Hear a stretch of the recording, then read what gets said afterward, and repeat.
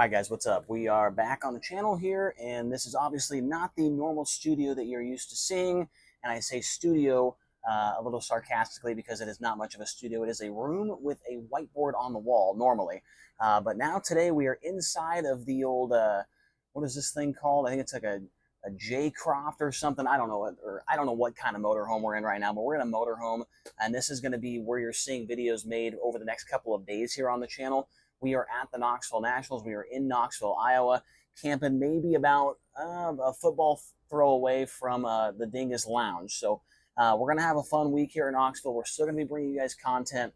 This is whiteboard number 6 of the season, and I've got a feeling we're going to make it into the double digits on the whiteboard count there. So number 6 on the year. And I wasn't going to make a video about this, but I thought it was just too important. It was too groundbreaking. It was too awesome not to mention here on the channel. And that is what Kyle Larson did over the weekend at I-55 in Peebly, Missouri against the World of Outlaws. Now, obviously Larson swept the weekend. He did a whole bunch of cool stuff, had a last lap pass for the win on the first night and all that good stuff. But there's a whole bunch of other things that I would like to mention as well, including talking about his Knoxville chances, what I think he's going to be able to do this week, coming in as the defending winner of this race. So first off, let's talk about night number 1 over there at the Ironman. So 30 laps was the distance in the feature, and the track was absolutely fantastic the first night. Super wide, 2 lanes, right up against the guardrail like we're used to seeing at I-55. Guys were rolling the bottom. There were sliders. There's all kinds of crazy stuff going on in this race. So Kyle Larson would start 21st after transferring in through the B main. And I'm sure you guys all probably saw the highlight video and probably have seen some other things about this as well. But just look at the lap by lap that happened throughout that race. So he started 21st, and by the time they completed the first lap of the race, he was already in the 16th position. Lap 2, he was up to 15th. Lap 3, he was in 13th. Lap 4, 12th. Lap 5, 11th. Lap 8, 10th. Lap 9, he was in 9th. Lap 12, he was in 8th place already. And that's not even the halfway point. So from 21st to 8th before the halfway point of the race, and then just after halfway on lap 16, he's in 7th. Lap 19, he's in 5th.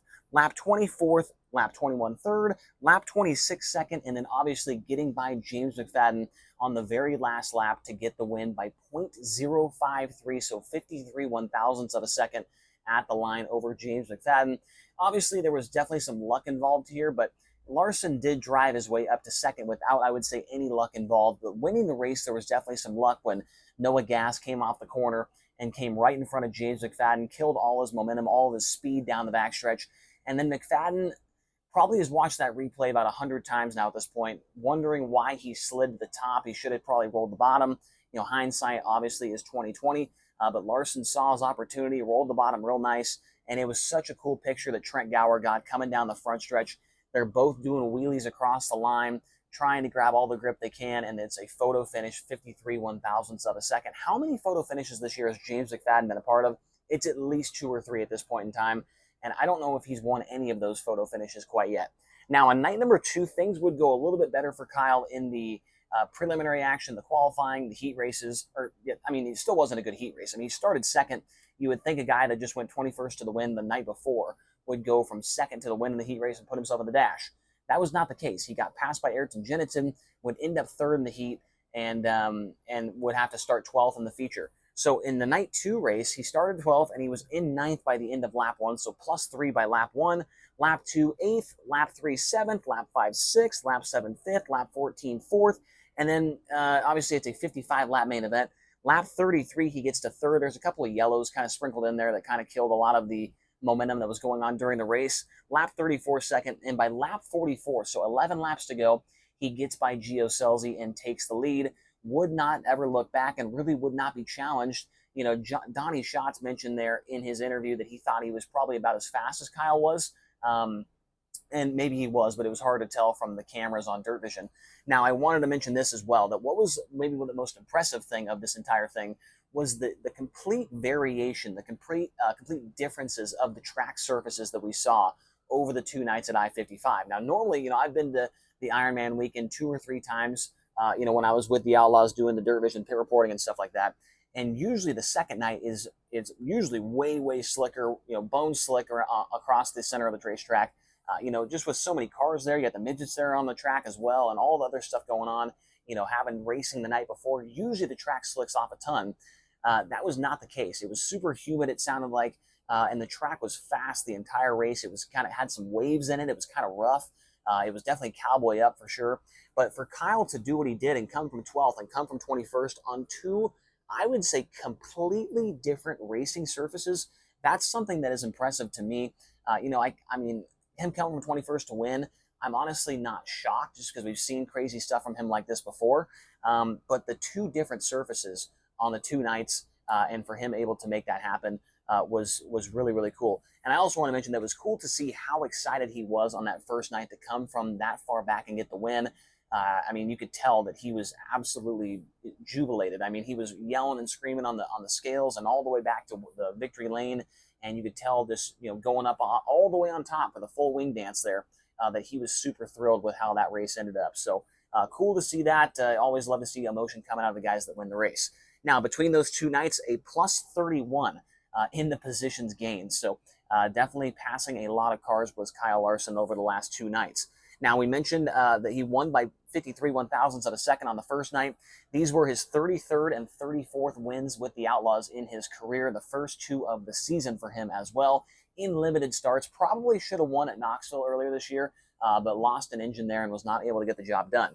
Now, I wanted to mention this as well. This, according to the thirdturn.com, they actually tweeted. They don't really do much tweeting on that account, but they do. They did last night or 2 nights ago. It was the furthest back anybody has come to win a World of Outlaws race since Donnie Schatz won the Knoxville Nationals in 2013. He also started 21st in that main event. Now, I'm not sure how many laps the Nationals was back then. Obviously, now it's 50 and they have a fuel stop and all that stuff. I don't know if, 11 years ago, if that was still the case, if it was a 50 lapper or a 40 lapper. It definitely was not a 30 lapper, and it definitely was on a bigger racetrack, which I don't know. You could say maybe it's a bigger track. It's more impressive than what Schatz did, but he did have way more laps compared to what Larson did. But either way, I mean, it's been 11 years since anybody's won from 21st or worse with the Outlaws, and it happened this weekend. Also, it's the 5th time since 1979 that a winner with the Outlaws has started 21st or worse. Steve Kinzer did it. Fred Raymer started dead last in 24th at the Grove in 2010. Donnie Schatz and obviously Kyle Larson. I can't remember the other one off the top of my head right now. And, the third turn mentioned that as well, that they didn't have all the data complete. They don't have every single race, every single starting position, and every single finishing position in their database. But I'd be willing to bet that number, it says 5th time since 1979, with the data incomplete, I would say that it's maybe 7 guys, maybe 6. So this is something that never happens. I mean, it barely ever happens. 2010, 2013, 1979. I mean, this stuff, and then now 2024. It happens a lot of years in between. And so what we witnessed, if you were watching live on Dirt Vision, you witnessed history the other night when Larson pulled this off.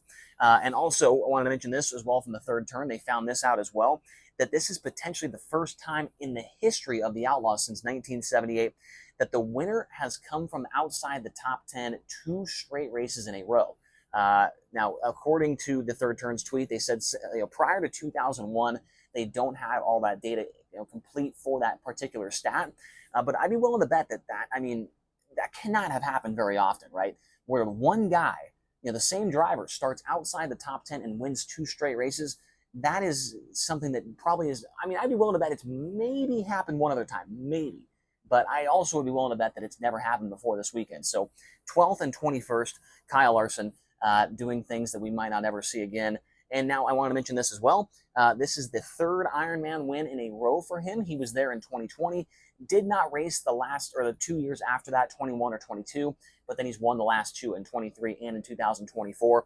It's his 3rd Ironman win, and he is joined. The only other guy to do that is Craig Delansky, the crowd pleaser, was the only guy to win 3 Ironman trophies in his career, and so Kyle Larson has joined him in that stat category. And now I want to mention this, Larson, obviously was not fast at all when it came to the Kings Royal, did not even get close to making the show, struggled the entire week there at Eldora Speedway. Is this team back in form and ready to take on the Knoxville Nationals here and potentially put themselves in position to win this race this coming weekend? Obviously, he's the defending champion. Obviously, he's Kyle Larson. We know he can do great things.